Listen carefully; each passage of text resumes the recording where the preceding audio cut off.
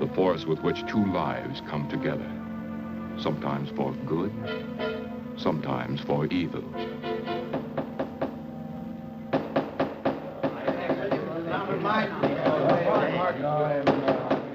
I say, Williams, is out of line on this. I'm definitely against it. Seems to forget we have our stockholders to answer to. Phone Mrs. Williams, Della. Tell her to be ready in about an hour, and I'll pick her up. Yes, sir. You phone San Rafael and see if those papers are on the way over from the executive. Yes, well.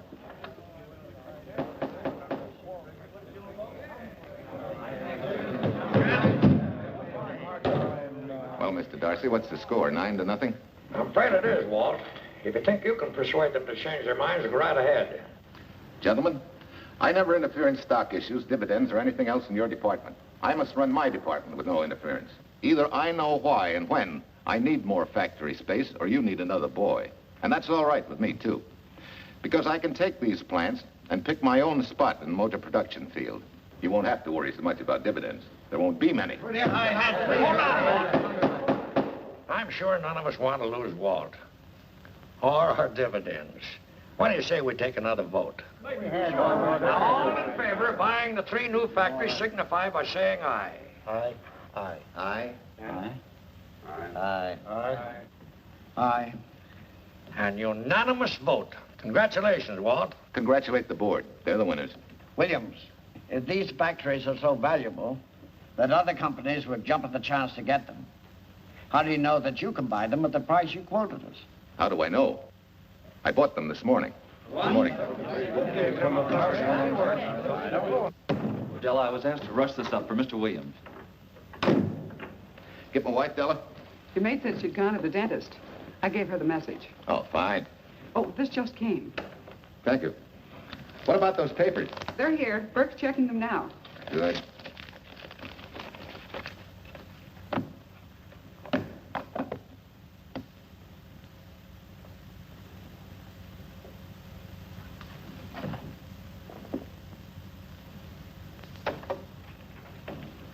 Congratulations, Walt. Take a look at Clause 4. Those provisions haven't been clarified yet. Oh, no? I wanted to leave for Tahoe right away. Get Judge Deering on the phone, will you? Never mind. I can get faster action if I run out to San Rafael myself and stick with him till I write. Yeah? Mrs. Williams on 3. Oh, put the blueprints of that new diesel in, will you? I want Jackson to see him. Hi, Duchess. I'm afraid now we won't be able to leave till about 5 o'clock. What? You're not going with me, but I counted on it. But I thought as soon as Dr. Harris took care of whatever it was, I'd feel better. I don't. Stupid thing still aches, and I certainly wouldn't be a very desirable driving companion. No, seriously, darling, you run along and buy your little factories and hurry home.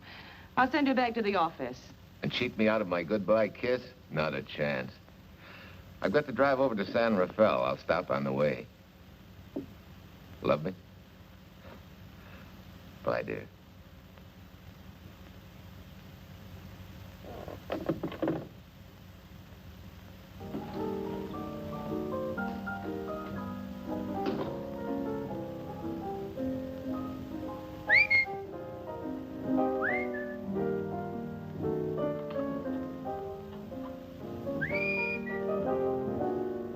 How do you expect me to whistle through a toothache?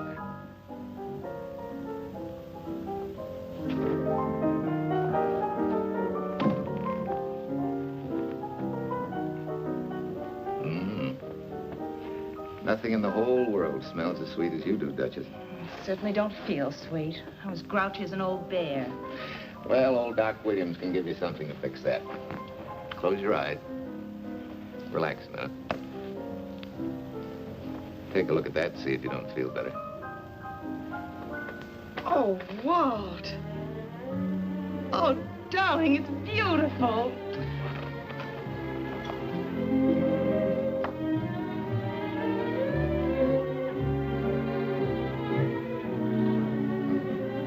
Not bad. Not bad at all. You know, to quote my wife, I like monograms on things. It shows they belong to me, unquote. When did your wife say such a thing, Mr. Williams? About 6 years ago, when I married her. She gave me the first monogrammed shirts I ever owned. Those were the words on the card. I still have it. I certainly hope your board of directors never discovers what a softy you are. They won't, don't worry. I have only one vulnerable spot. What really happened this morning? All I got out of Della was that you stalked out of the office with blood in your eye and were back in no time with canary feathers in your mouth. Oh, I clipped those birds' wings, but short. No one's gonna vote me down, sweet.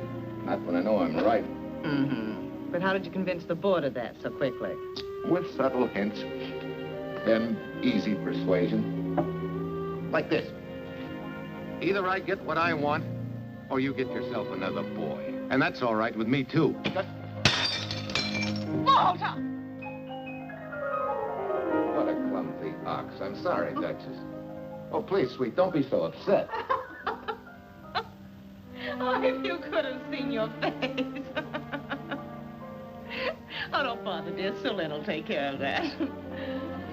Not exactly a good prescription for nerves, huh? You know, you're wrong, Dr. Williams. The way I feel now, a good catnap will probably make a new woman out of me. And if it's not going to make you too late... Yes? Well, I'm sure that by 5 o'clock I'll... Swell. I'll run over to San Rafael and get things ironed out and be back for you by 5. On the nose. Darling, wait. That's perfectly silly. I'll take a taxi cab and meet you in Sausalito. There's a drugstore on a corner opposite the square. I'll be there at 5 o'clock and we can go straight on up to Tahoe. That'll save you all that late afternoon traffic and all that time it'll take to come and pick me up. Smart woman, my wife. Thinks of everything. Where's your bag, honey? Oh, Sue Lynn still has some things to press for me. Sure you don't mind taking a taxi?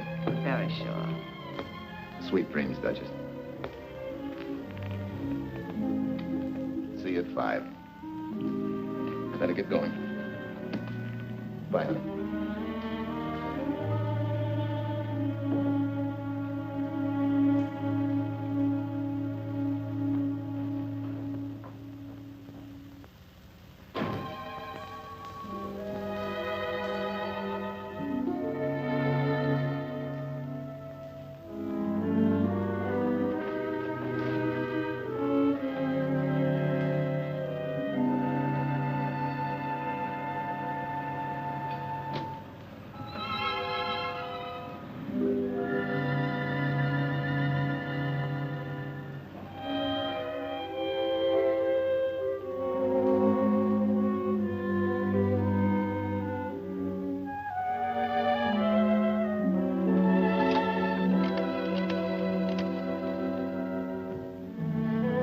Long distance? I want Berkeley 79721. Hello. Ah. Hiya, beautiful. Yeah.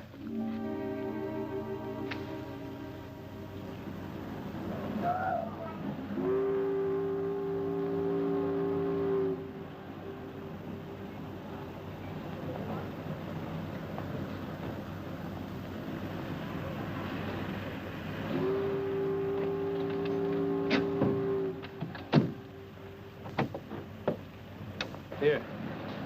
Don't forget, turn this stuff over to a bellboy at the airport hotel in Oakland. Tell him to hold it for Jack Burns. Jack Burns, the airport hotel. That's right, I'll be checking in later. What do I owe you? $1.15 a hair. All this stuff back to Oakland. Yeah, here. Buy yourself a new... Thanks.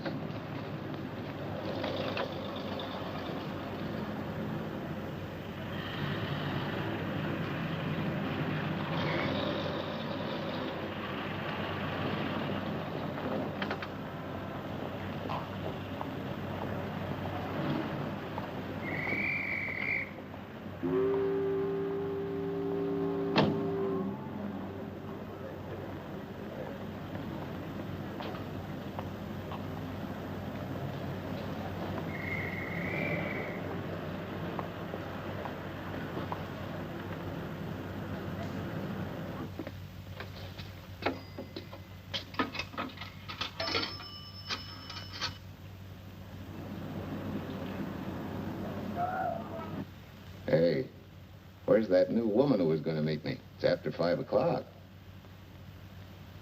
Oh. Gee, I was so sure you were going to be okay. Maybe you better get yourself another dentist, huh? Of course I understand, honey, of course. Just to prove it to you, I'm coming right on home. No, you really mustn't, darling. I'm going to be perfectly all right, really. And besides... Besides what? Well, I've done something you're not going to like. You remember Aunt Margaret back in Illinois? You mean the old gal in Evanston? I'm way ahead of you. How much?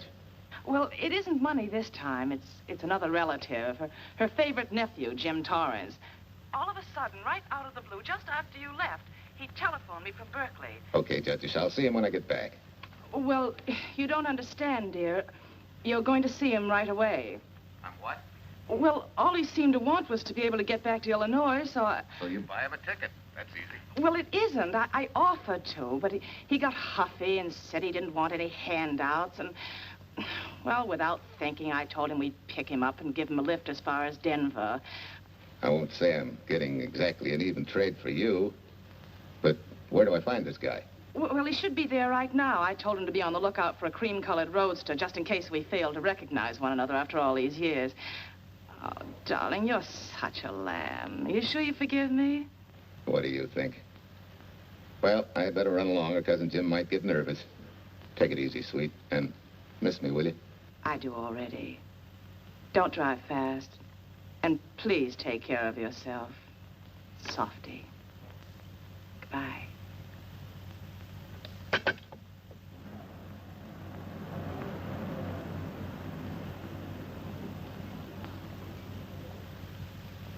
Hello, Della? Yeah, Mrs. Williams wasn't able to go with me. Now, while I'm going, you see that she gets her roses every morning. That's right. But this time on all the cards, put love from Softy.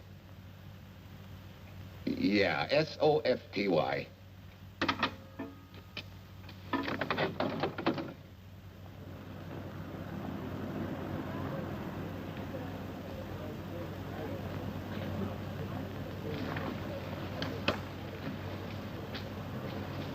Hello.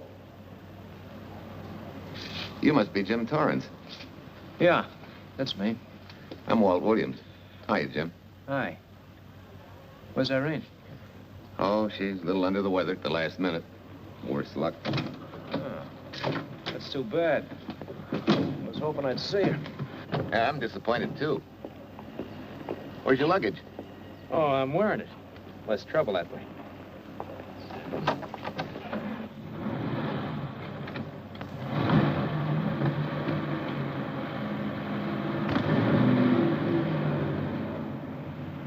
Irene tells me you're heading for Illinois. Yeah. Going been a little rough, huh? Haven't exactly been worried about my income tax. What's your line, Jim? Oh, guess I'm a better salesman than anything else. You know, I can give you a couple letters when you get back to Chicago. It might help you. It's fine. Little in with the top brass never hurts. What outfit were you with? Patton's Third Army. How was it? Rough. Except for the time in Italy. I kind of liked it there. Patton's outfit never got to Italy. Of course. But most civilians never know or care, and I figured you didn't either. Well, I fooled you that time.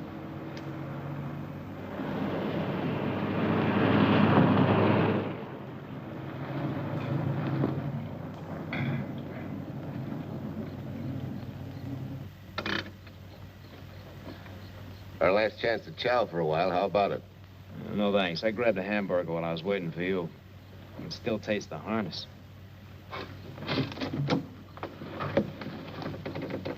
Sure you won't change your mind? No, I'm gonna grab a little shut-eye. Right.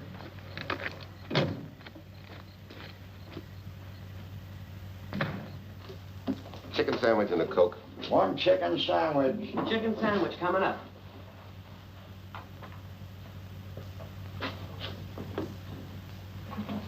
Give me change for $1, will you? Yes, sir.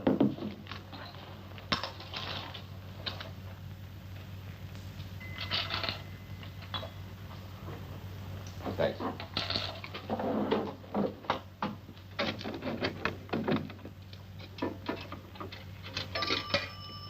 San Francisco. Klondike 2, 6714.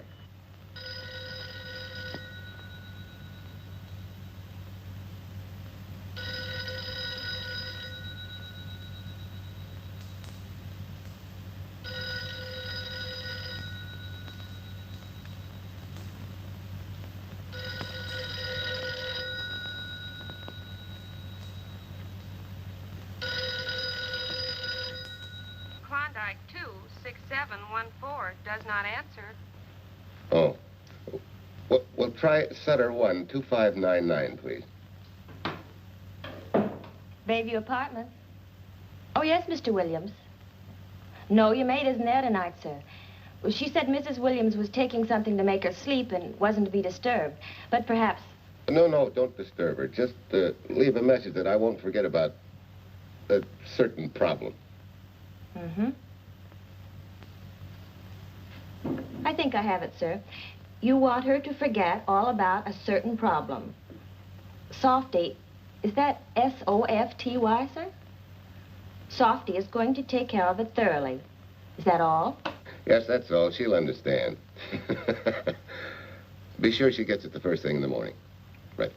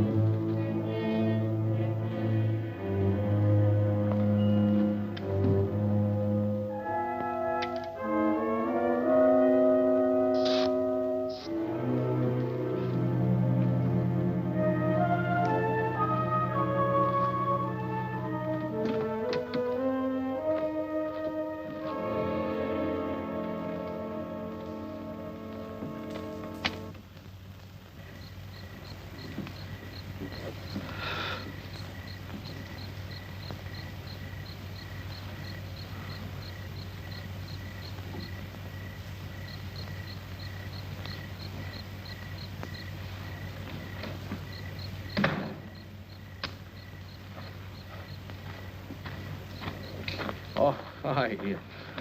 It's been so long since I've been behind the wheel of anything but a Caterpillar or a Jeep, I had to find out what a real buggy feels like. Why don't you drive for a while? Oh, swell. Nothing would suit me better.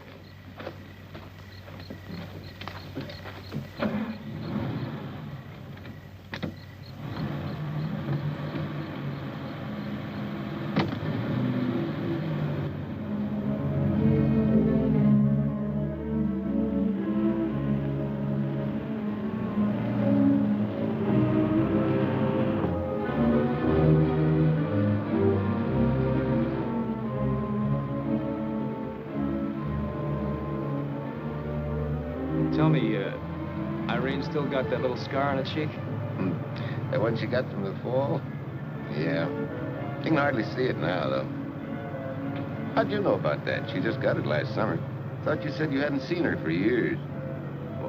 Oh, from Aunt Margaret, of course.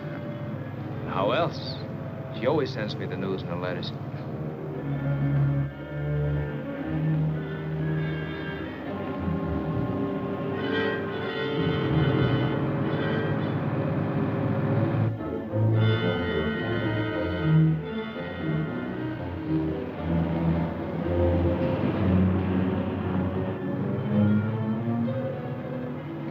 Margaret will be pretty happy to see you.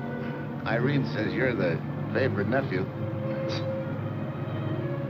Afraid my lovely cousin was just giving me a build-up for your benefit. You don't know Irene. Maybe not.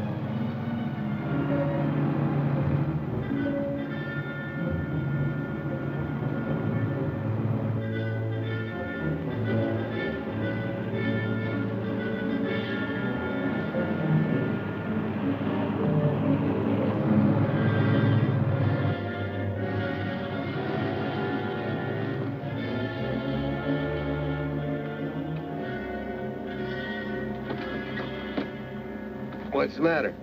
I think we got a flat.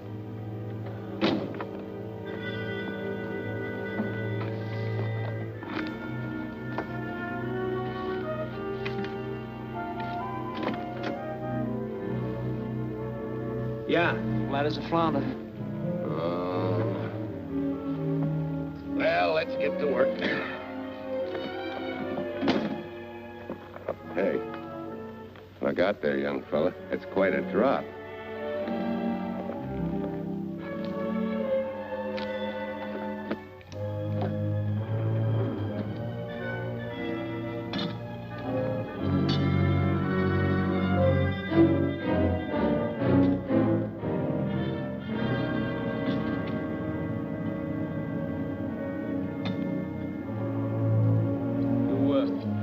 Flashlight? I think I have. Get the jack. I'll take a look.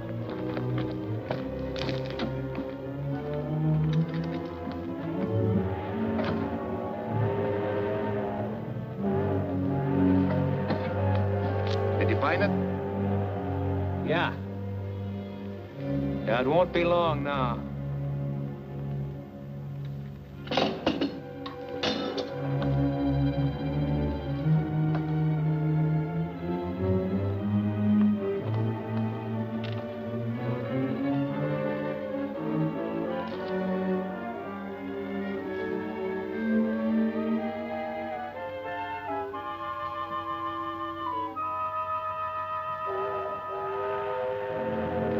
Come on, let's get going. Wait a minute. Did one of your cufflinks fall out? Huh? Well, something dropped. I heard it fall right down there at your feet. Well, he must have rolled under the car.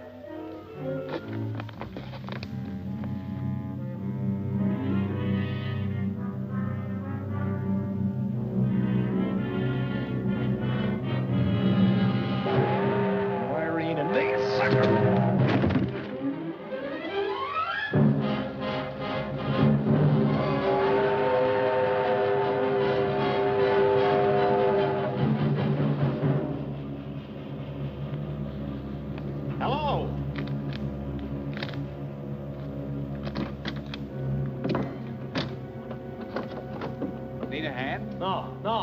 I'm all set now. Okay. Good night.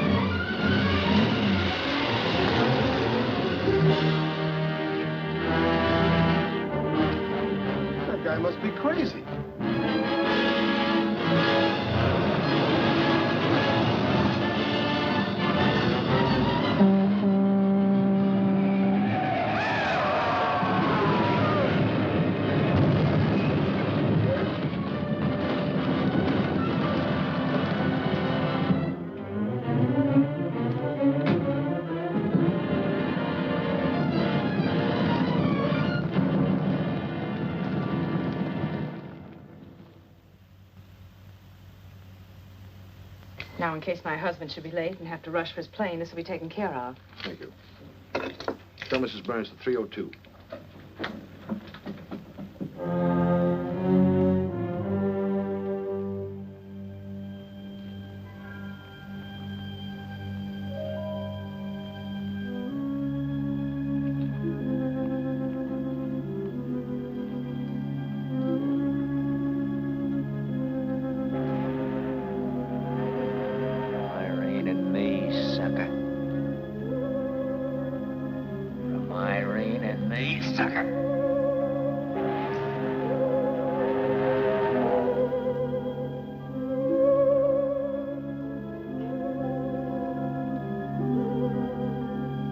Take care of yourself.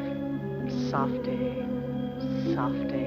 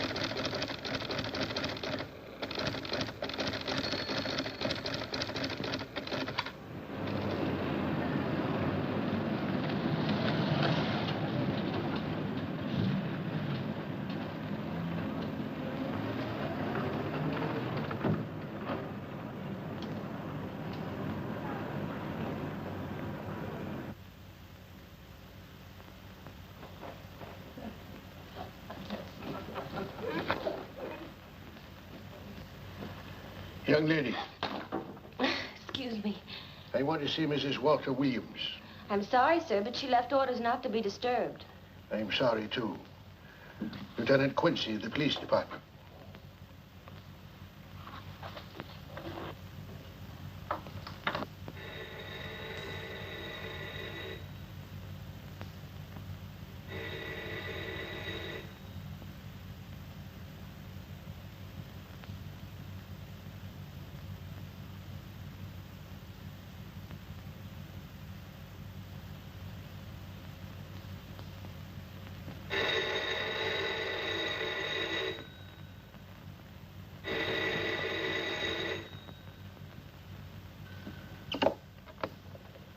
Hello? I thought I left orders not to be Oh, I see. Ask him to come up, please.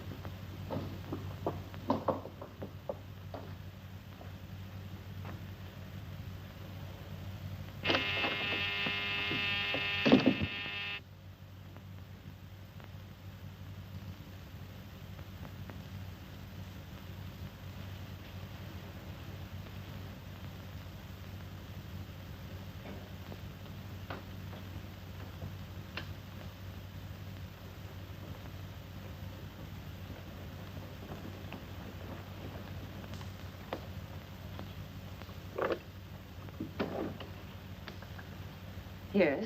I'm Lieutenant Quincy with the police department. I'm sorry to disturb you at this hour, but... may I come in? Of course.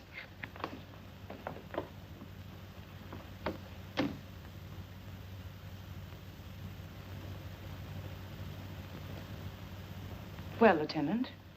Did your husband go on a motor trip late this afternoon? Why, yes, he went to Denver on business. Why? Was he driving a Packard roadster? Yes. Is anything wrong? I'm afraid there is. Won't you sit down? Has something happened to my husband? Yes, Mrs. Williams. He's dead, isn't he? Yes. Oh, Walt, I knew something like this would happen. I begged him time and again not to pick up hitchhikers. But it wasn't a hitchhiker, Mrs. Williams. It was just an accident. He ran into a truck, a gasoline truck. You mean there was fire? He must have been driving pretty fast. I don't think he felt anything after the crash.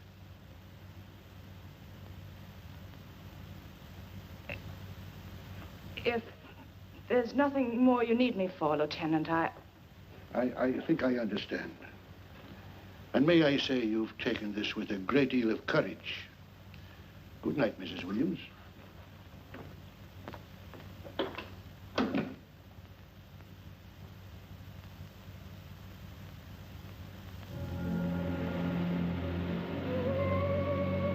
Take care of yourself.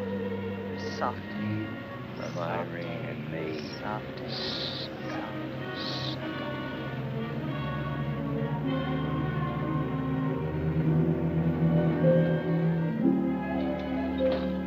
Ready?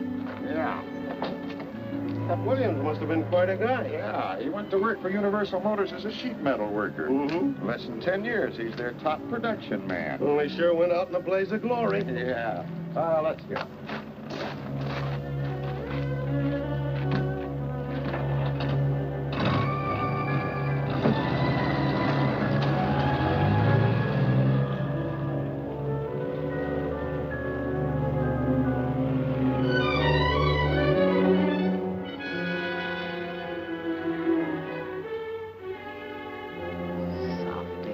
From Irene and me. Sucker. Sucker. Sucker.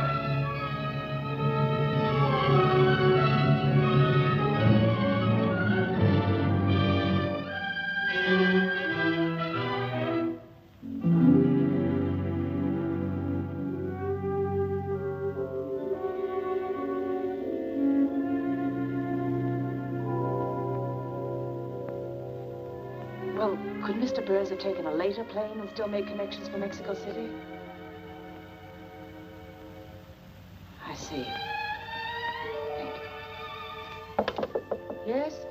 It is some telegrams for Tai Tai. Just put them under the door, Sulin.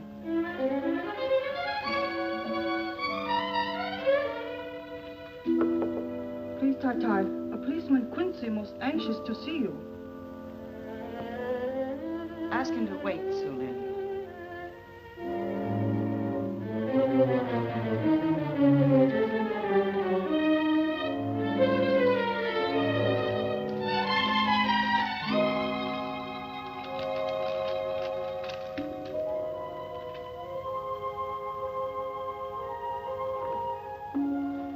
Mrs. Williams will see you presently. Will wait, please.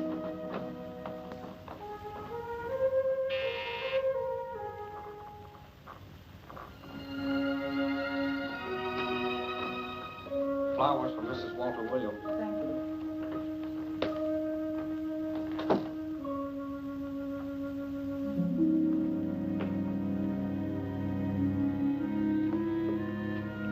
Roses like Mr. Williams always sending when he's away.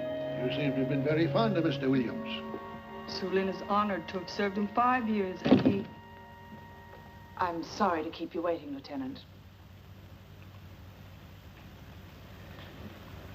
I wouldn't be disturbing you again if it wasn't necessary. And I won't be keeping you but a moment. You're being very considerate. Won't you sit down?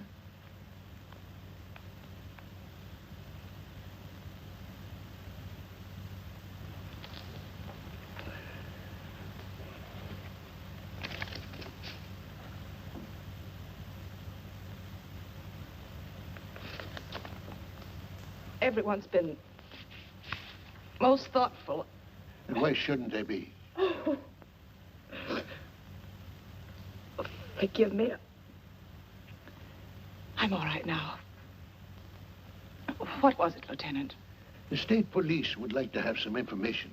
They found some wavy skid marks for quite a distance on the road, as if the car had been out of control when it crashed. Tell me, was Mr. Williams a reckless driver? Why, no.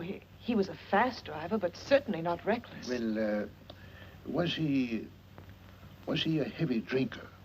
Quite the contrary. Well, what about his health? Could he have had a heart attack and lost consciousness before the accident?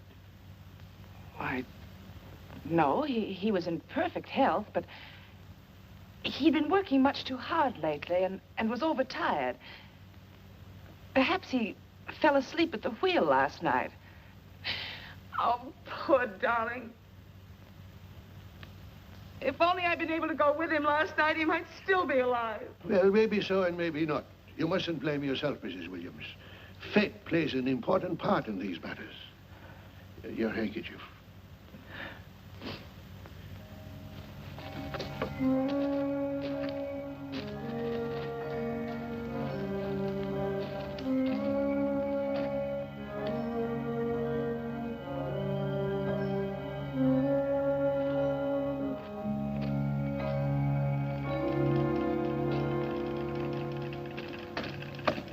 When's the next train to San Francisco? 10 a.m. tomorrow. You sure there isn't one sooner? No, I'm sorry.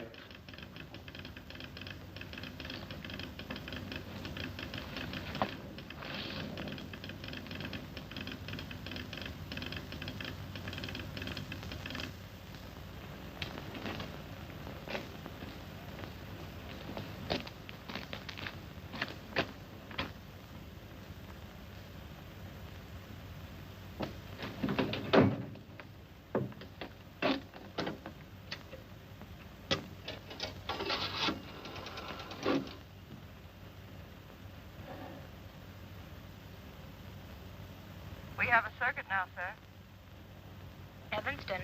Calling Mrs. Margaret Hubbard's residence in Evanston. One moment, please.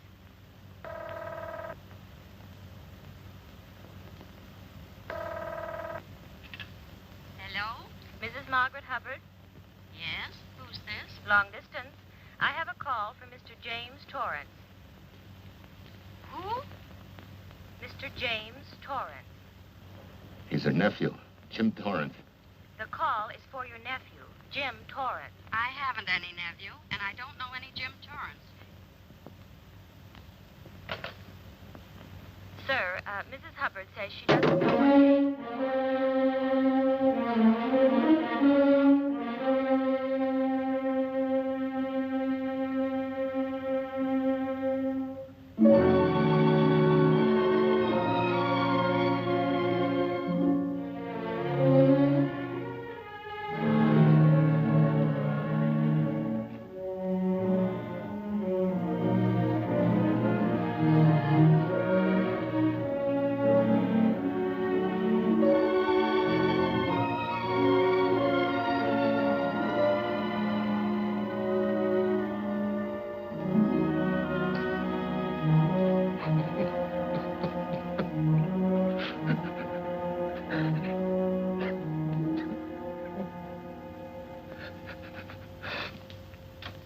What's the matter, son?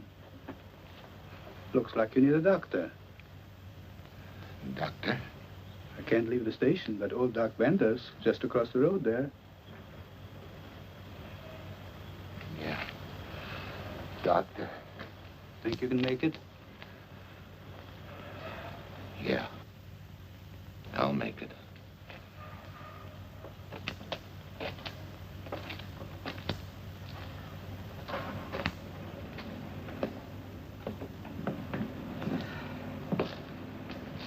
Now, take it easy, man. There's some concussion there. You've got to watch your step for a while. Yeah.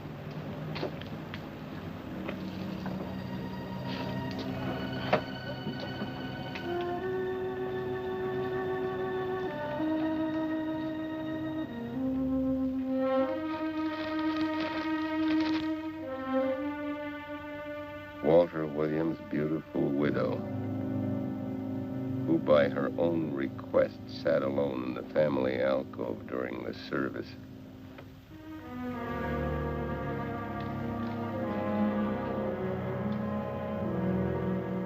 Smart.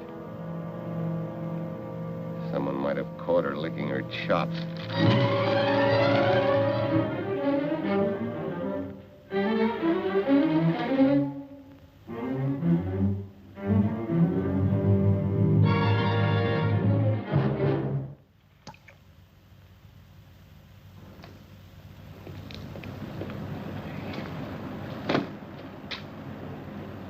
Hey, what's that?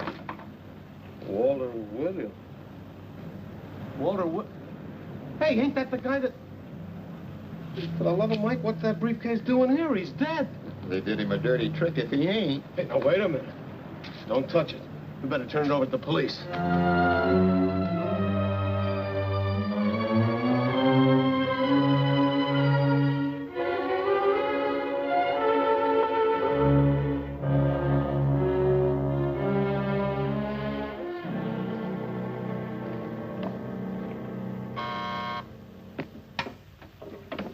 Homicide, Captain Callahan. Oh, yes, Chief. The dope just came in from Washington. The fingerprints are those of a James Torrance. Yeah, I'm putting Quincy on it. Right. This sort of opens up a new can of peas on the Williams accident. There's the FBI reporting the guy. Playing with the lady's affection seems to come natural with him. All you got to do, Quincy, is find him. Yes, that's all I got to do. Last known whereabouts of Jim Torrance was in a moving van somewhere between Sacramento and Points East. Yeah, wait a minute. Last known address, care of his sister, Mrs. Joseph Rossetti. Irving Apartments, Berkeley. Well, what are you waiting for, Quincy? Let's go. Did Torrance leave any forwarding address? No, he said he was going to send it to me. Sorry to trouble you.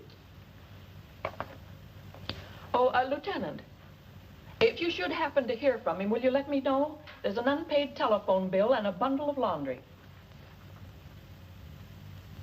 Laundry? Let's have a look.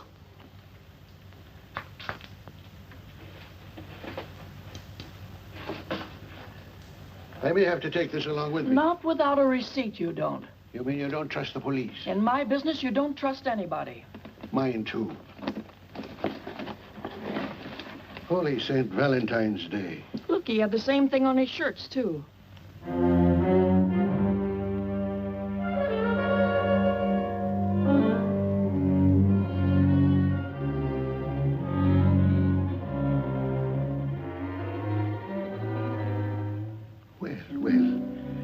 Romance in your late tenant's life. Did you ever see the lady? You know, I never did. But I always knew when she'd been here, the wonderful perfume. I'll lay you 10 to 1 she's a rich widow. Could be. Wait, I'll get you his telephone bill. Pretty fancy stuff for a hitchhiker. Yeah, but he's a pretty fancy hitchhiker. According to the shirt maker, a certain lady in the town had these made special. And they're just like her husband's. Only his initials were WW. Sort of smells, don't it, Cal? Now, take a look at this little item that was also found in the laundry. I for Irene and W for... Well, it could be for Williams, too, couldn't it? Yeah. Homicide, Callahan speaking. Hello? Oh, hello, Fitz. Hello. What news? Oh? Any luck? Both days, huh? Swell. Have it typed up and sign it. This report of Fritz will be a nice little topper for this pile. His checkup shows calls from Torrance's phone to Williams's private number, and a flock of them going the other way, including one on the 7th and several on the 8th. The 8th, in case you've forgotten, is the date of Walt Williams' accidental death. Well, that ought to be enough to get an indictment out of the grand jury. Go pick her up. I'd like to play a long shot first. It might give us 2 for 1. Well, take him one at a time. A bird in the hand is not going to lead us to its mate. I'd like to give the lady a little more rope. Well, Thanks. I thought you'd agree.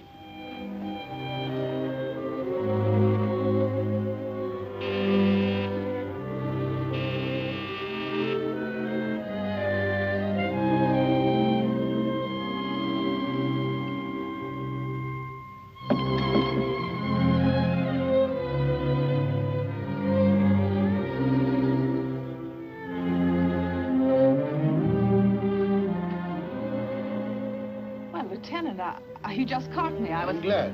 I have some rather startling news I thought you should know before it hits the headlines. Come in. Thank you.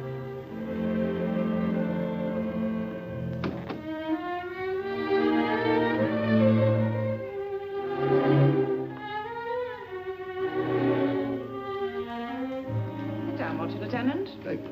I'm very anxious to hear about this news. It seems that your first hunch, remember, that a hitchhiker was responsible for your husband's death? Well, Mrs. Williams, you may have been right. Why, I don't understand. Your husband's briefcase turned up in Kansas City yesterday in a moving van that had stopped at the scene of the accident that night. Apparently, the murderer made his getaway in it.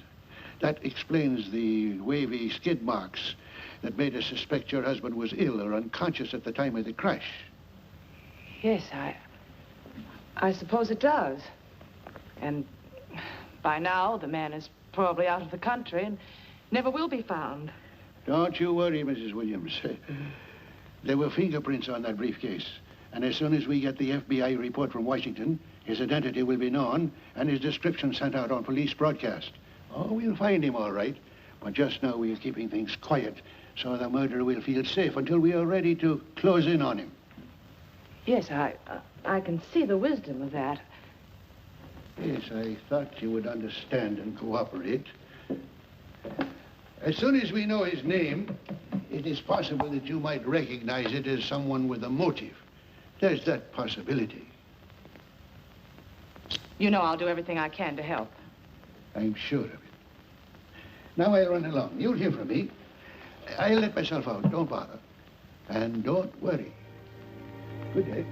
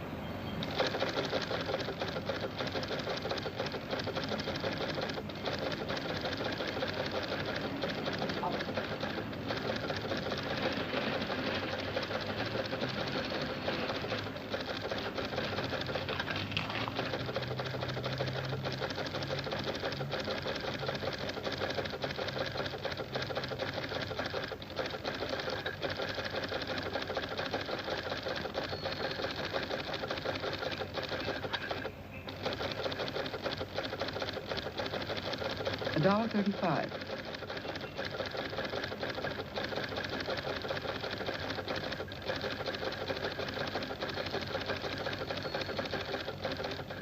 See, everything after the letter J in the first name has been obliterated by heavy writing over it.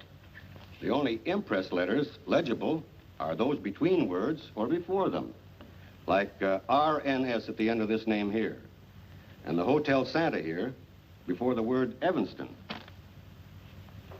Well, Tom, don't you think it's about time you retired? Why, there isn't even evidence there of Mrs. Williams' intent to communicate with Torrance. And who do you think should be the path to the telegraph office to wire to? The League of Decency? I'll tell you what I think, that you should have brought her in when I first told you to. By the time we get her now, she'll have figured out a way to tip Torrance off. He'd be that much tougher to find. Not unless she's tipped him off from your office. Ernie's got her on ice waiting for you.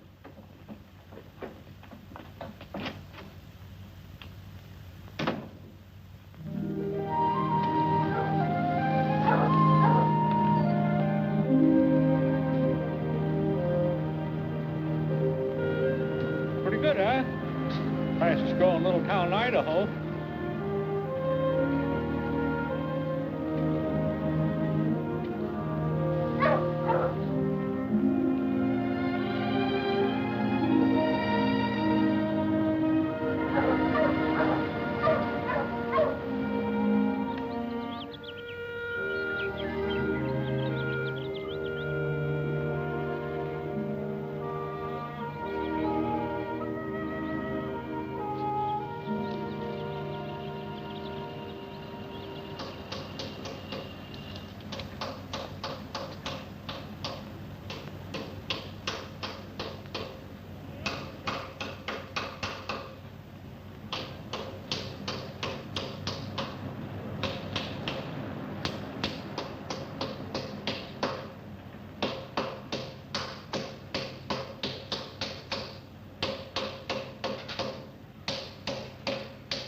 Have a heart, son. You trying to wreck that engine? Oh. Sure. It's a hobby of mine. The way you're going at it, you can't miss.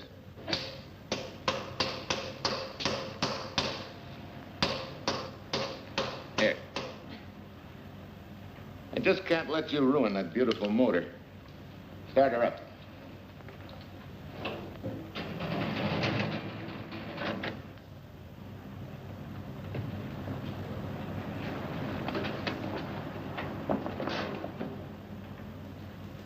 Okay, start her up.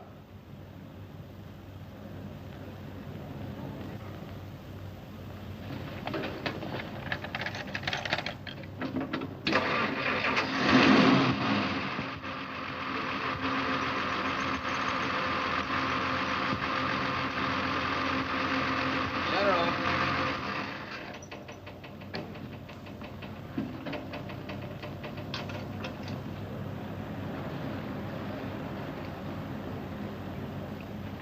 You're certainly not a mechanic by trade.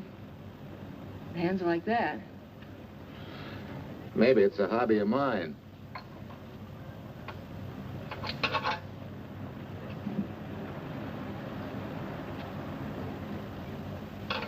Gee, what happened to your head? Perhaps I was talking when I should have been listening. Okay? Okay by me.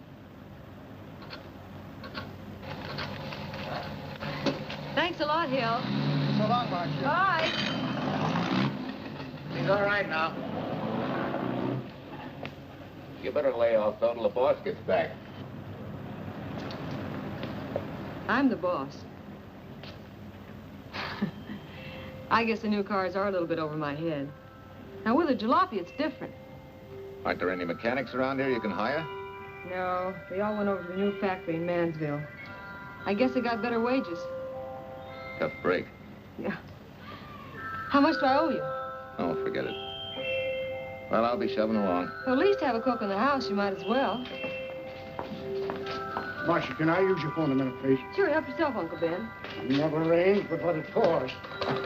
650, please. Flat tire this morning. Now the danged engine stalled on me. Nice and cold. Wilson's garage? No, I did not give you the wrong number. Fine thing using my phone to cheat me out of repair bills. Aren't you ashamed? Gave me the wrong number. 650, please. You're a nice girl, Marcia Peters, and your ma's a fine woman. And I'll always buy my gas and oil here. But you ain't never gonna tinker with my car again. Busy? Busy. Always busy. Wait a minute. We're not so busy. Would you like to do another good deed and give Uncle Ben a hand?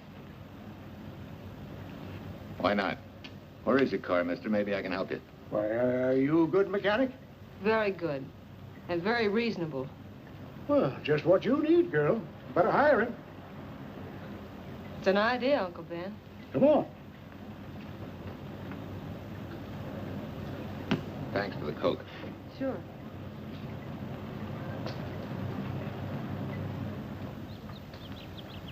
Well, I got Uncle Ben fixed up all right. Nothing but a sticky carburetor valve. Bye. I hope he paid you. What for? It only took a minute. You're certainly not money conscious, stranger.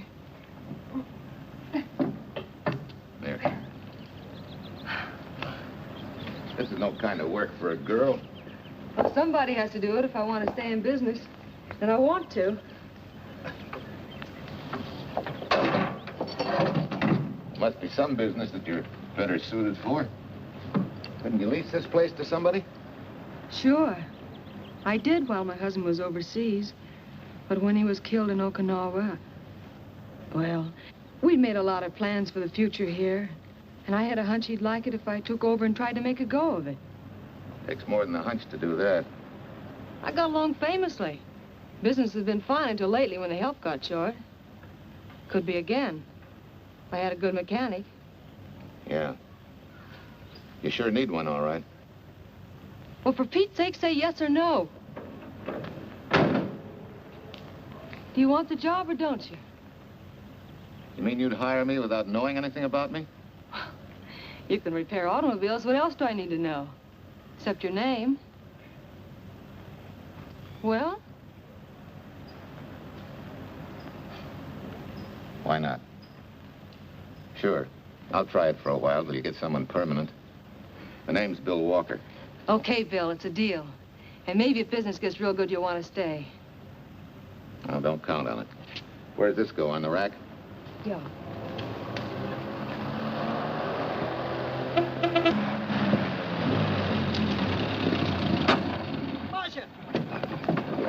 Archer!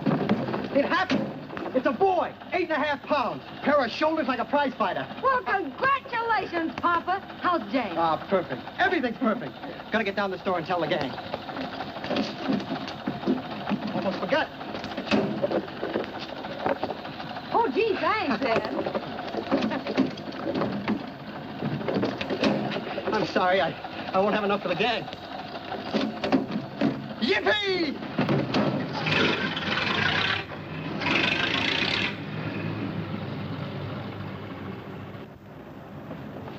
Maybe you can use this token from the slightly delirious new father. Thanks. Say, we haven't settled the matter of wages yet. Maybe I can't pay your regular salary. Suppose we leave that open till you find out how much I'm worth to the business. Doesn't seem to be any business right now. Might be a good time for me to get rid of this beard and find a place to board. We live right next door. I'll go ask Mom. She'll know of a place. Sort of a peaceful house. I noticed it this morning.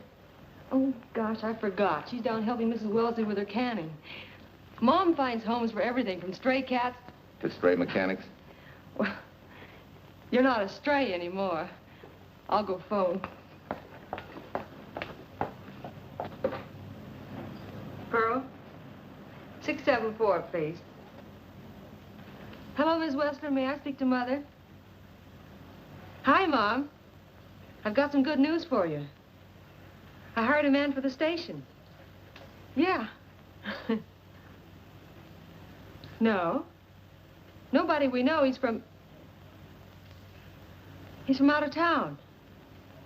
Needs to place a board. You got a good one up your sleeve? Okay. Says she has to meet you first to come home for supper. Huh? And do you like apple or cherry pie? Cherry. Cherry it is, Mom. See you later. Oh, now I gotta get rid of this. Hey, where's the nearest barber shop? The one and only, just up 2 blocks. Tell Judd you're working for me. When you get back, we'll close up and go home. Thanks.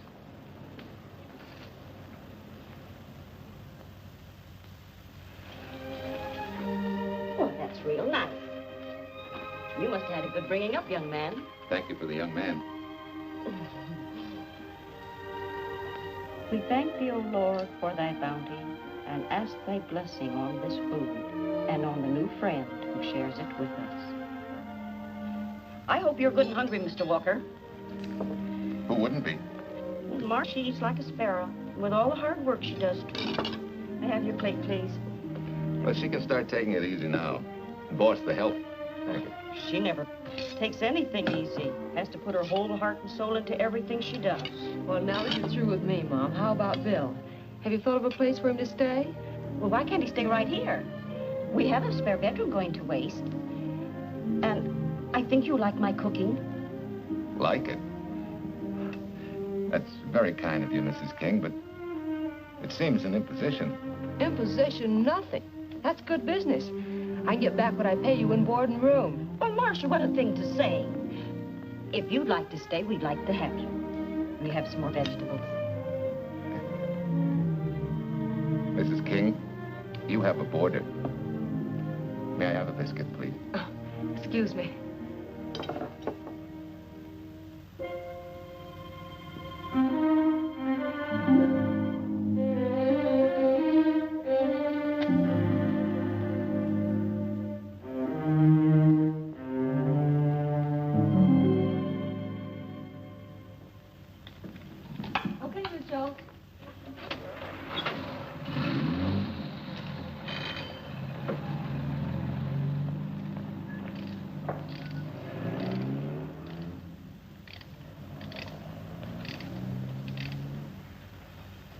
It's wonderful the way tools seem to come alive in your hands.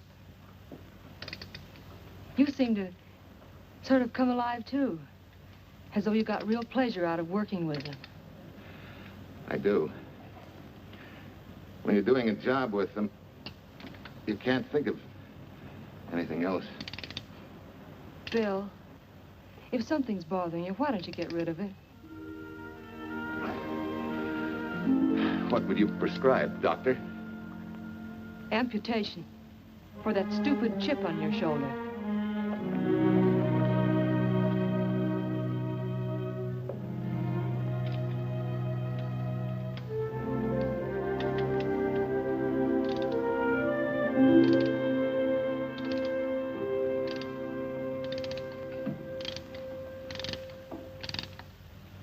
What you need is a ring job.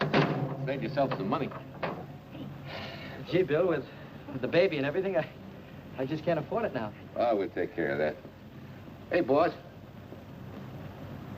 How's Ed's credit? Good enough for a ring job? Well, sure, if I can hold Junior as collateral. Oh, not a chance, fella. Never mind her. I'll do it on my own time. Oh, thanks, Bill. Maybe we'll see you tonight, huh?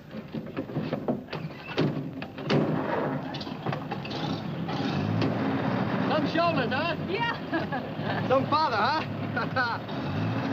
Bye, Marcia. Bye, Marcia. Bye. Nice kids. Hey, was Ed clowning about their being hard up? No. Things have been pretty tough for him ever since he got out of the service. Fix a car for him, Bill, and only charge him for the labor, okay?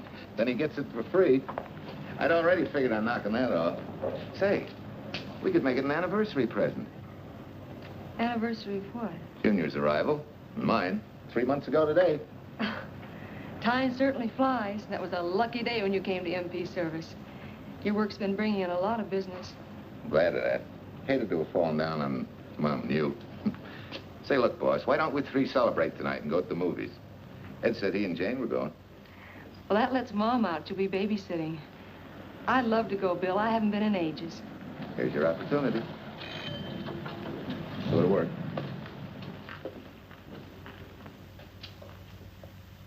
Extra! Irene Williams, held for murder! Read all about it. Extra! Irene... This is Sheila Graham with the latest news of the shocking Williams murder case. While beautiful Irene Williams is held for trial, charged with conspiring to kill her late husband, the police are searching for James Torrance, believed to be the lover of Mrs. Williams and her partner in the horrible murder of Walter Williams.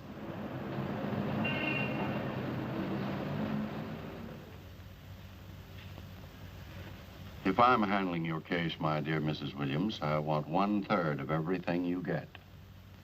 You're out of your mind. You don't realize what I'll get as Walt's widow. Perhaps you don't realize the spot you're in.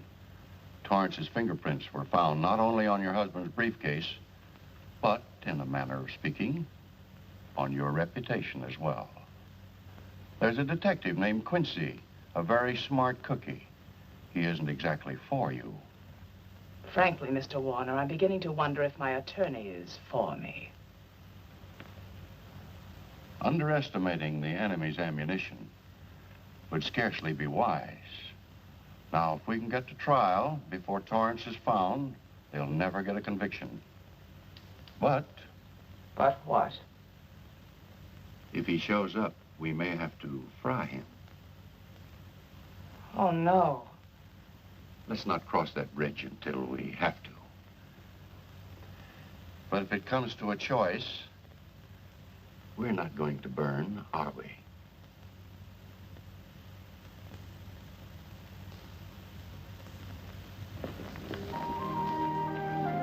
Aren't you the chatterbox this afternoon?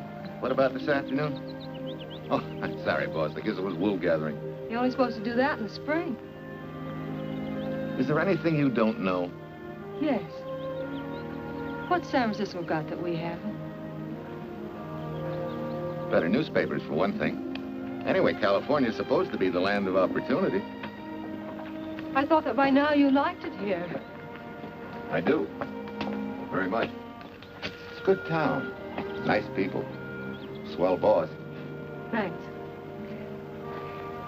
We like you, too. No fooling, Bill. You'd be surprised how many people ask questions about you. What kind of questions? Oh, where you came from, do you have any family, and do you like it here, and are you going to stay? Al Knox asked me at the movie last night if you wanted to join the volunteer fire department. Just interested, friendly things. I suppose it is natural for people to wonder about a stranger who moves into their community, like I did. You know, I've been thinking, maybe it wasn't such a good idea, you and I going to the movies last night. It's all right being seen in the station and here with Mom, but... You get used to that in a town this size. They're always trying to marry people off. You just ignore it, and after a while they forget about it. I'll go get cleaned up for supper.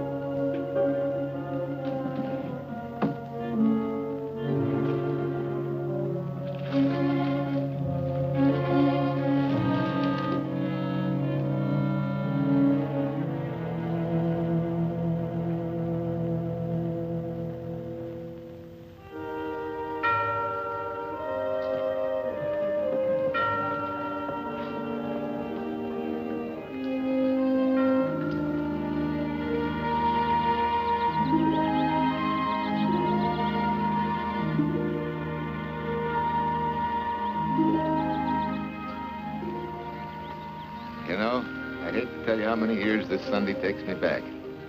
Did you always fall asleep during the sermon? I wasn't asleep, Mrs. Peters. I merely closed my eyes to concentrate. Oh, well, that's what you call it. I had to nudge you to stop you from nodding. Quiet. You're disturbing my reminiscent mood. Even smells the same. Could be the same bees buzzing in the same clover. As they say, you can take the boy out of the country, but... A rolling stone gathers no moss. It has to stop rolling sometime, doesn't it, Bill? Sometime, maybe. We grow a very becoming shade of moss here in Larkspur. Don't you think? You grow a lot of nice things here. Anyone in particular? You'll have to skip the answer to that one. Someone tore it out of the book. You're married, aren't you, Bill? Yep. That's right. You must have loved her very much to have been hurt so deeply. To be so afraid of someone, even yourself. Maybe it's better that way. Then no one gets hurt. Bitterness and hatred hurt everyone. Can't you see, Bill? They're like a wall that shuts out all the sunshine from a garden and lets everything wither. Make room in your heart for something else, can't you? I guess this is my day for sermons. Sorry. As Mom would say, you never get rich minding the other fellow's business. Hey, that's a flyer. I'll be seeing you.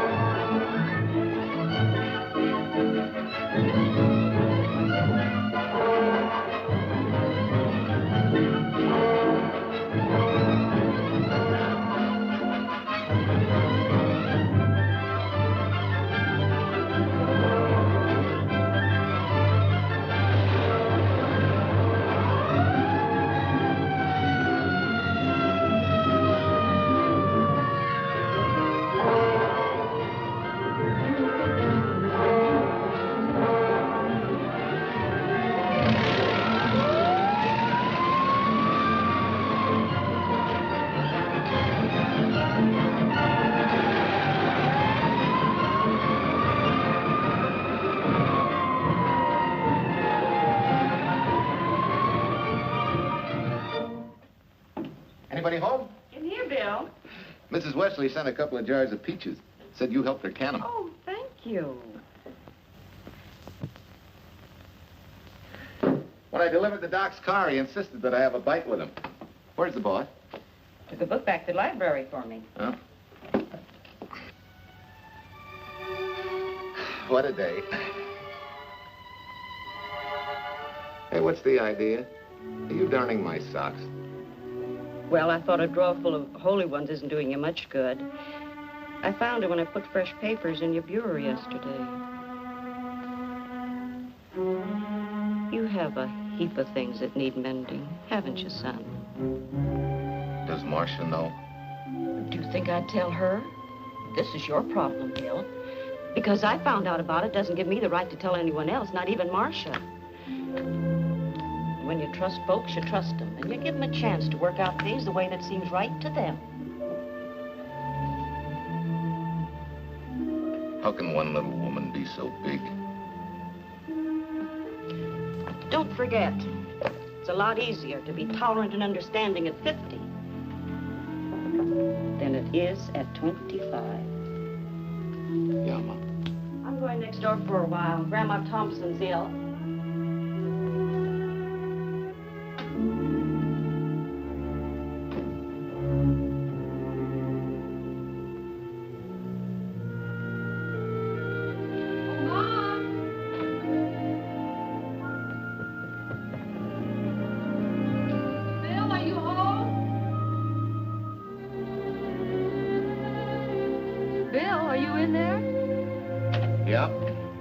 Next door, Marcia.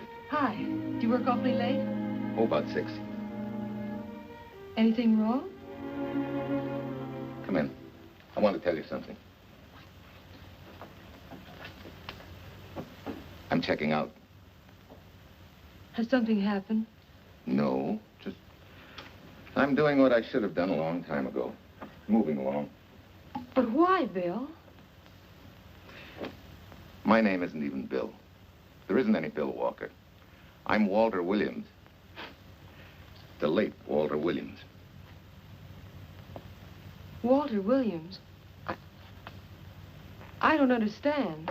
You may not even after I've told you, but at least you'll know the whole story. Sit down, please.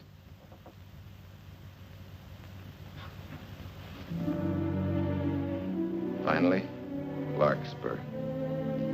And you. From there on, you know.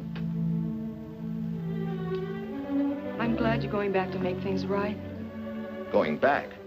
Wild horses couldn't drag me back. What are you going to do about your wife? Nothing. You're going to let her go to trial for murder? Oh, no, Bill. Why not?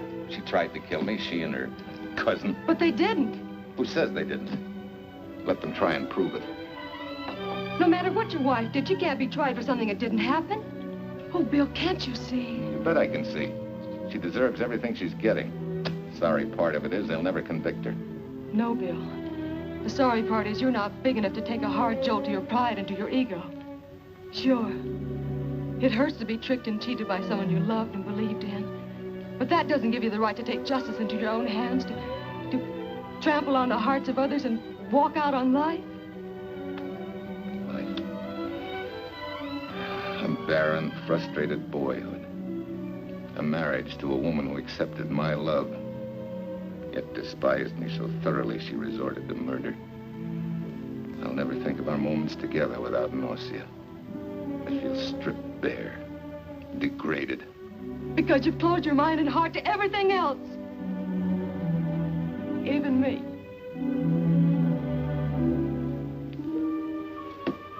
Oh, Bill, please. Don't destroy the one chance we have for happiness. We haven't got a chance. Doing the right thing never works out. I know. In this world, you turn the other cheek and you get hit with a lug wrench. Forget me, boss. Try and forgive me.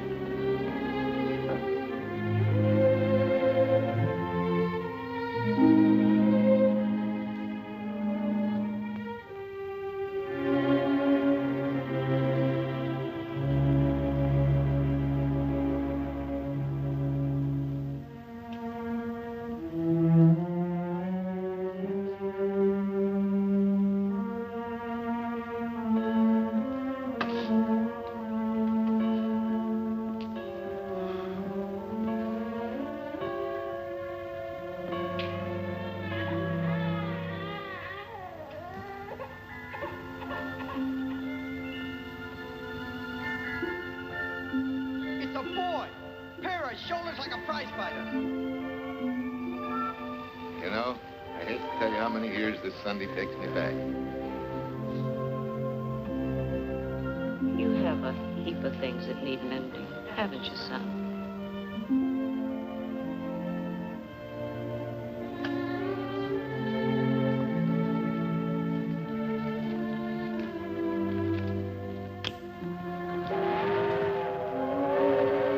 Take care of yourself. Softly. Marin and me. Softly.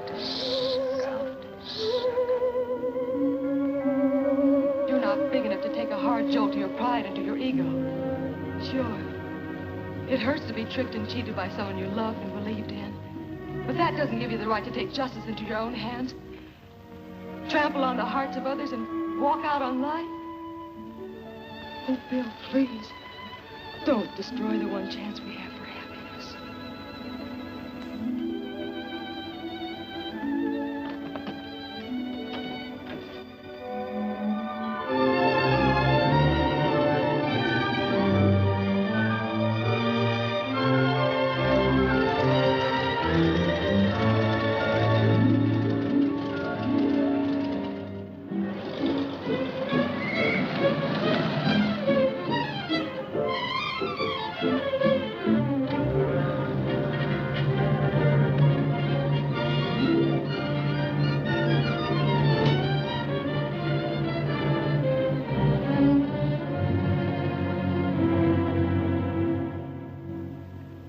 Peters was kind enough to come along to substantiate at least the Larkspur portion of what I've told you. Very thoughtful of you, Mrs. Peters. Mr. Williams, when you read in the newspaper that the hitchhiker who attacked you had been, well, a close friend of your wife's for some time, it must have been a great shock to you. I didn't come here to discuss my emotional reactions, Lieutenant. If you need me for anything further, Captain, my office will know where to reach me. Let's go, Mark. Just a minute, Mr. Williams. We'll need your signed statement for the grand jury when we ask for your wife's release. It won't take long to be typed. Yeah? All right.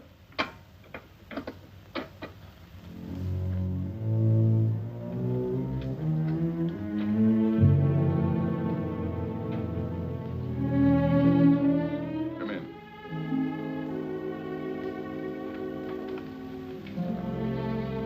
Sit down. Mrs. Williams, we have news for you. Really? I can scarcely wait.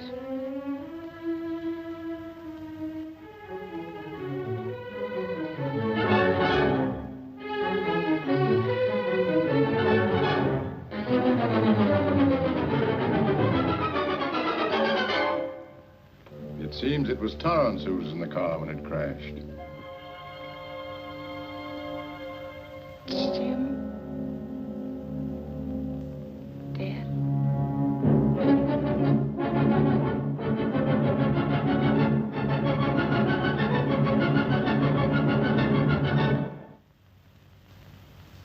You did it.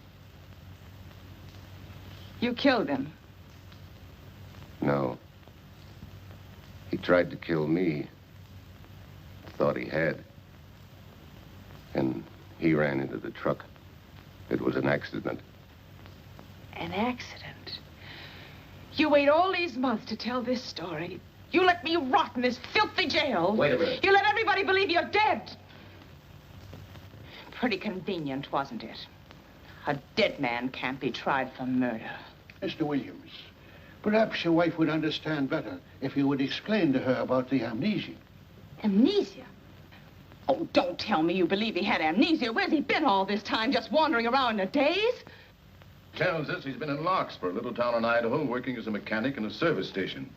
Run by Mrs. Peters here.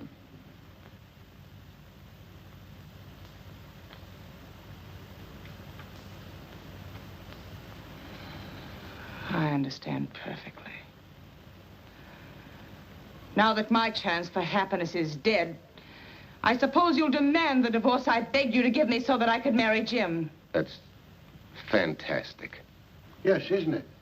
After you telling us that the man you picked up was a perfect stranger. Well, that's not true. The time and place for meeting Jim had all been arranged. I must advise you, there's a law that a wife can't testify against her husband. There's a law against murder, too, but that didn't stop him, and nothing's going to stop me until I'm through. It's all right with me, Captain. Go on. Talk your head off.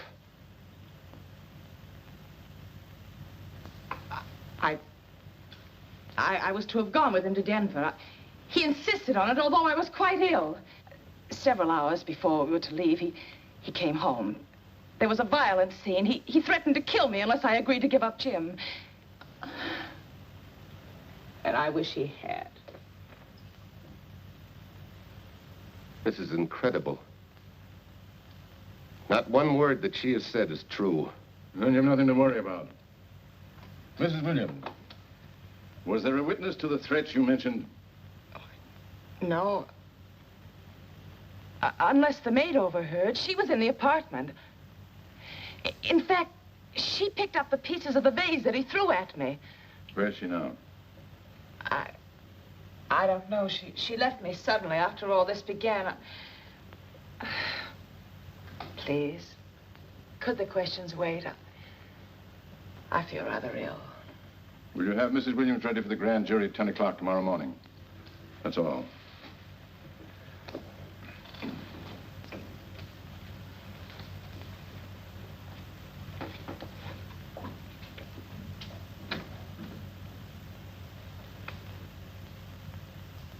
We're going to hold you too, Williams. On what charge? Suspicion of murder. But he's not guilty of any of these things. Then it should be easy for him to prove it. Take it down and book him. That fiction of Mrs. Williams must have been very convincing. No, we just couldn't buy that yarn you tried to sell us. Let's go.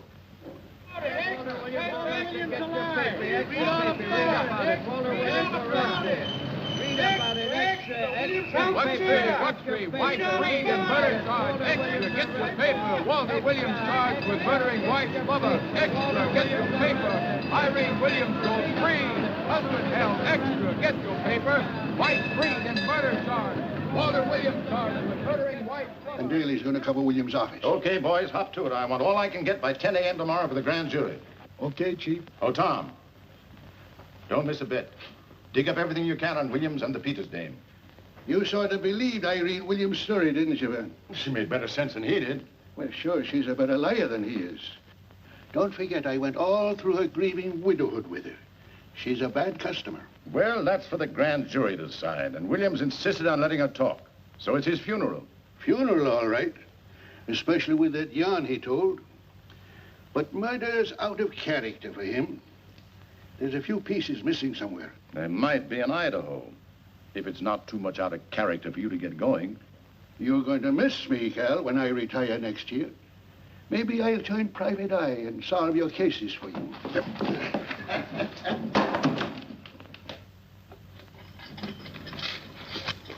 Hi, Williams. Mr. Williams? Thanks. Got a deal from the bottom here, don't you? Sorry, Williams. Okay, Williams.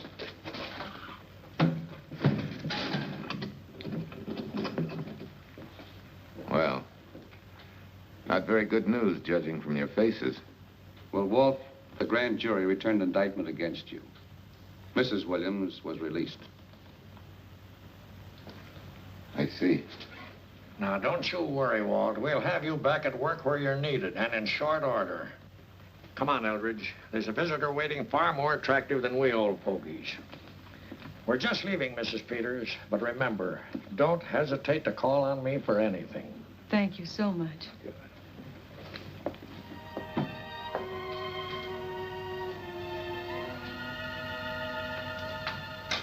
Hi, boss. Bill, what have I done to you? If it weren't for me, you wouldn't be here. If it weren't for you, I wouldn't be. I came back here because I wanted to believe in the things you do. I still do, no matter what happened. Will you do something for me? Go back home, where I know you'll be taken care of. Not a chance. You'll have to think up a better reason than that to get rid of me. I'm a big girl now. I've just been to Larkspur, Williams, where I found these newspaper clippings. Of course, some of them are 3 months old, but you seem to treasure them, so I brought them along. So? I don't think they exactly substantiate your claim of amnesia. As if you were interested in substantiating any claim of mine. Now, let's get one thing straight. Most people, when they get in a jam, think the police are only interested in the prosecution. Our job is to get the facts, the truth. And the truth never hurt anyone but the fellow that lied. Unless he was a beautiful woman. Oh, quit kidding yourself, Williams. You made the boner. I had no more to do with Torrance's death than you did. And out of the whole population of Northern California, you just happened to pick up a hitchhiker who happened to be your wife's boyfriend. Ah, have a heart, Williams. I suppose you'll tell the truth when you take the stand, but you better have some mighty conclusive proof if you expect the jury to believe it. Wait, Lieutenant. Bill, we all know you're not guilty, but we're going to need help to prove it, and need it badly.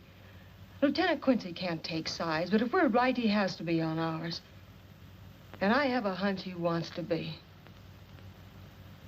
Why don't you tell him the whole story? All of it. Please. I'd like to. Quincy, very much. Guess I should have told the whole truth in the first place. But I wanted to clean this mess up with as little scandal as possible.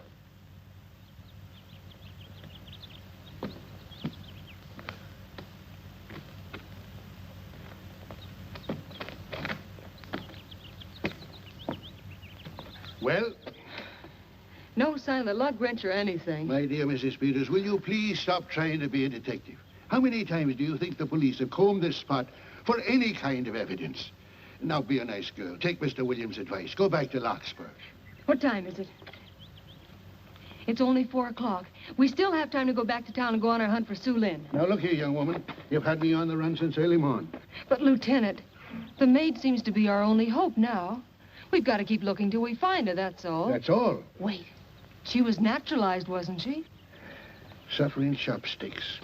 Quincy, you dumb flatfoot. This Sue, what's her name, was Chinese born. If a port of entry was San Francisco, there'd still be a file on her, photo and all. Let's go. Back to town. Immigration.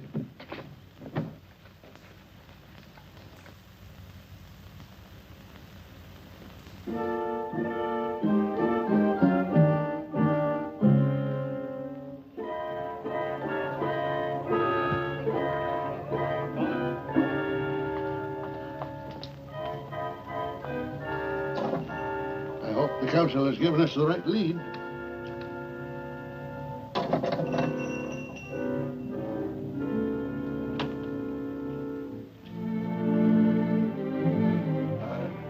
You are Singh? Understand? You savvy English?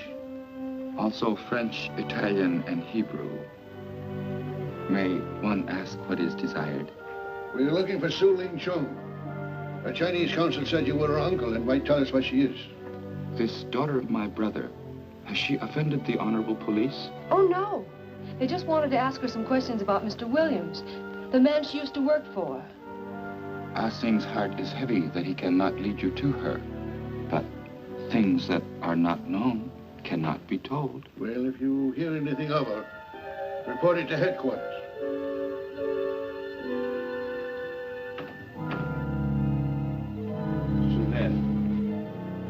Untruth is not good for soul, and not wisdom when told to policemen. Better for the soul to be kind than to be wise. Sulin must keep silence to help in this matter.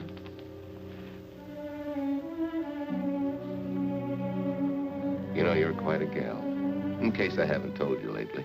You're just too easily pleased, that's all.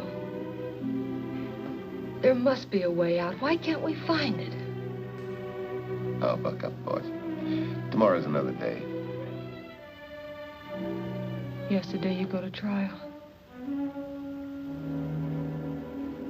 Bill, I'm afraid. And the state intends to prove, beyond any reasonable doubt, that the defendant, Walter Williams, did, with malice aforethought, kill the deceased James Torrance, whom he knew to be his wife's lover. And that with his victim dead beside him, he drove his car into the course of an oncoming truck, jumping clear himself some seconds prior to the crash. And subsequently, he made his getaway in the back of a loaded furniture van. And for 3 months, as Bill Walker, he laughed at justice, but had imprisoned his unfaithful wife for conspiracy in his own murder. But then he decided that being dead cramped his style. He thought he could eat his cake and have it too. So he returned, most anxious to explain his long absence and to right the dreadful mistake that had imprisoned his wife for 3 months. Ladies and gentlemen, it was a cold-blooded, premeditated murder and must be punished to the fullest extent of the law. Call the first witness, please. Captain Callahan, did Walter Williams tell you what suddenly cured his amnesia after 3 months? No, he did not. But he did tell you the man that struck the blow which caused the amnesia was a total stranger, a hitchhiker he had picked up.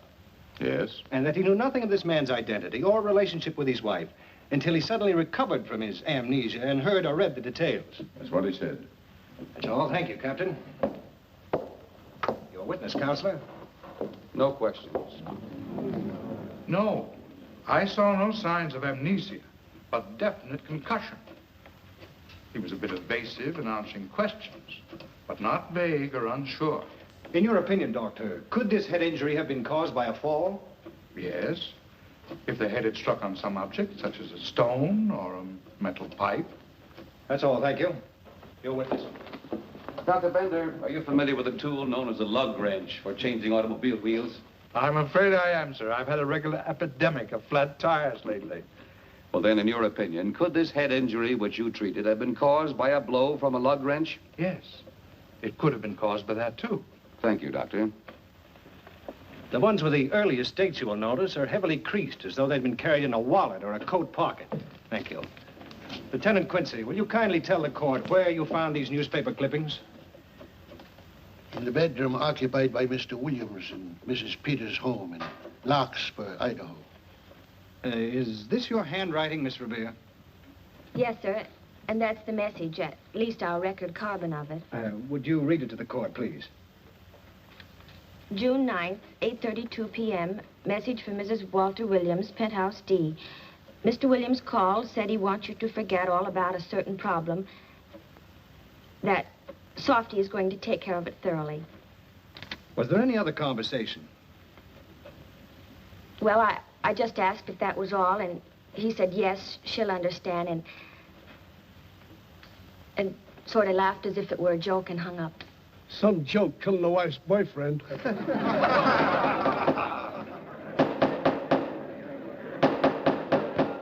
is the state versus Walter Williams. All the rounds so far have gone to the prosecution. And it was a grim-faced Williams who was returned to his cell this afternoon.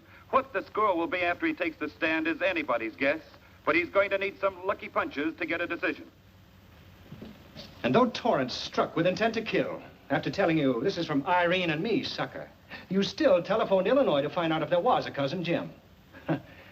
You are hard to convince, aren't you, Mr. Williams? Is it so incredible that a man should fight against believing such a thing about his wife? Oh, that is very touching. From a husband who planned a trip on which he intended to destroy his wife and did kill her lover. That's a lie. Your Honor, I object to the conclusions drawn by the prosecutor and move that it be stricken from the records. But, Your Honor, there is a corpus delicti, remember, who was your wife's lover. Objection sustained. There's also her own story, which in front of witnesses you insisted she tell. And then we have your own two different stories from your own lips. One featuring a perfectly strange hitchhiker, the second an equally strange cousin Jim, without a questionable substantiation for either bit of fiction.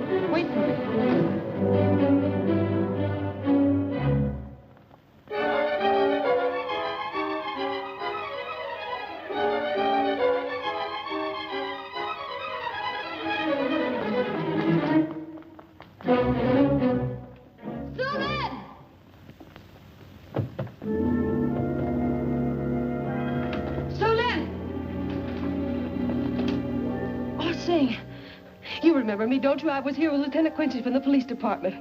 I just followed Sulin up the stairs. I saw her come in here. You must be mistaken. I'm not mistaken. She's here. I must see her. Ah, Sing, don't you understand? It's to save a man from prison, even from death.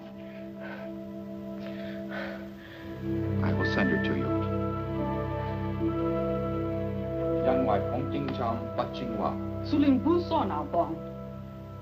Oh, Sulin, we've been looking for you all these weeks. Mr. Williams needs your help so desperately. I cannot help. You must forget that you found Sulin. Forget it? But you're his only witness. You're the only one that can help. Not as a witness. Only with silence can I repay his great kindness to me and my family in China. Why? For I heard other things. That most unhappy day. From Mrs. Williams' bedroom, his voice very loud and angry. A flower vase broken to pieces. He can explain all that. They do not believe what he's already told. That I heard anything would do harm. Don't you see?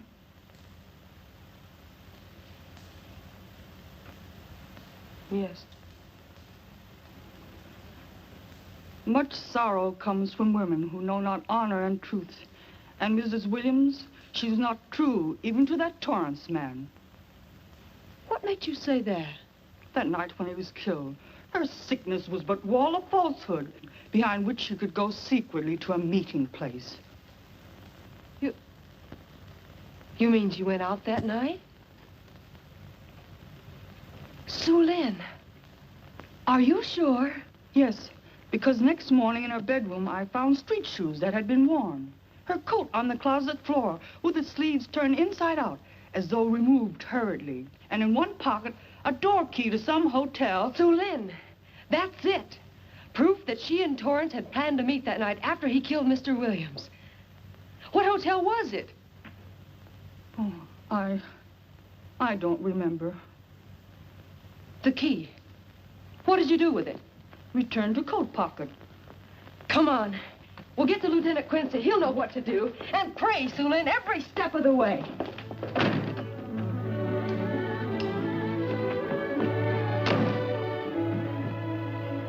Now hold everything.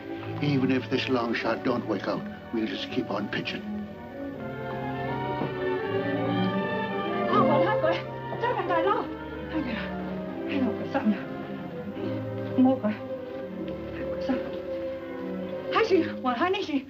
Here it is, yes.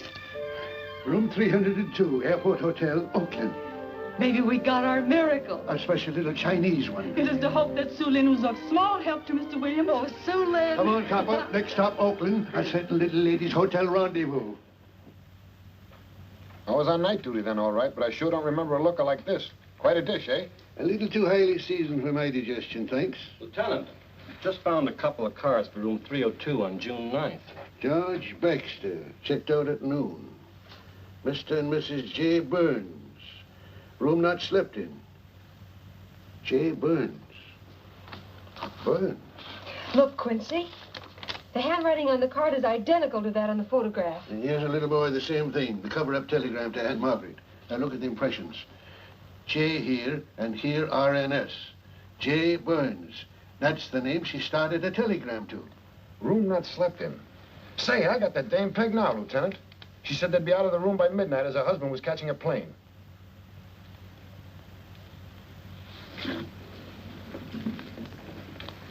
But Quincy... Reservation for Sam Andrews. Yes, sir. This ties it all up, doesn't it? Yeah, like a greased pig. What do you mean? We've got the evidence now, the proof. Of what? Sue Lynn's theory that Irene was playing the field? This evidence only proves that she came here to keep a date with a man named Burns. We can't even prove that he didn't keep the date. But you know he didn't. There wasn't any Burns. It was only a name that she and Torrance used. Fine. If you can prove that, Williams will be free. But none of this will prove it. Sorry, copper, but we are just up another blind alley. Willie? Yes, sir.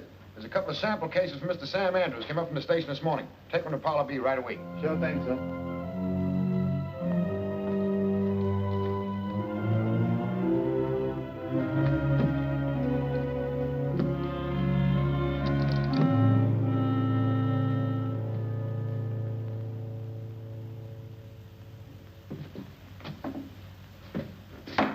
Seated.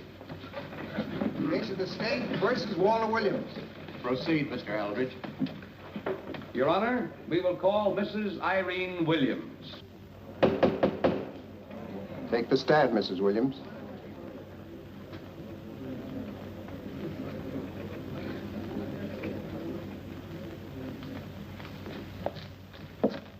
Raise your right hand.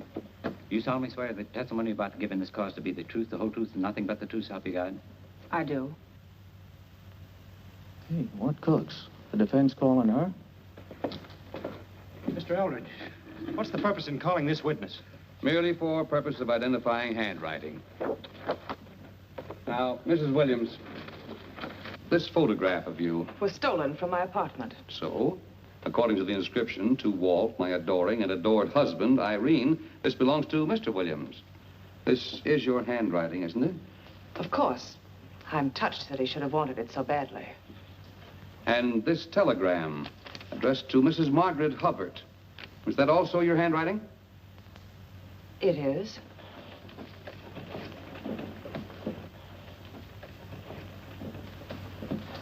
Now, Mrs. Burns, I mean Mrs. Williams, this photograph is inscribed to Jim, my adoring and adored Irene. Did you write this, too? I see no point in all this. Merely answer counsel's questions. Did you write it? I did. And these letters addressed to Mr. James Torrance, did you write them? Yes.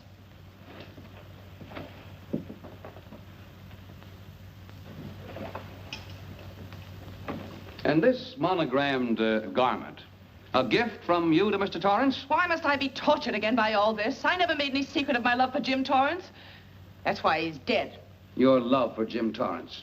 Yet on the very night he was killed, you had a rendezvous with a man named Burns, didn't you? I don't know what you're talking about. I don't know any man named Burns. I was at home that night, very ill. Oh, yes, the sleeping pills. Well, you must walk in your sleep then, for you spent at least part of that night at the Airport Hotel in Oakland, where you registered for Mr. and Mrs. J. Burns. Don't waste the court's time trying to deny it. This is the registration card that you signed at 9:20 p.m.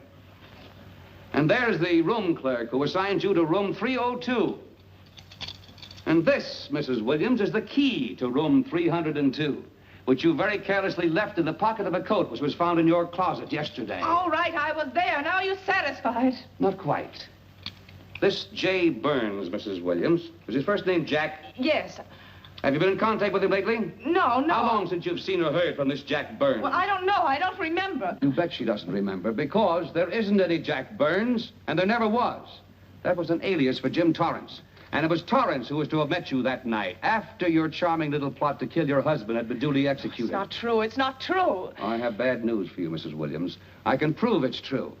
These pajamas, these letters, this picture, all of which you identified for the court, were found in this suitcase, which is full of the clothes and personal belongings of Mr. James Torrance.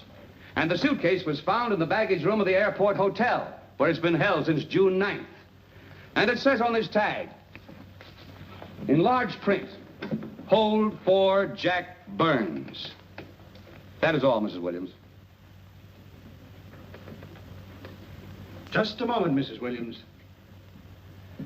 Your Honor, in view of the evidence presented, we now ask for a dismissal of the state's case against Walter Williams. And we intend to charge Irene Williams with conspiracy to commit murder against her husband, Walter Williams. Oh, no.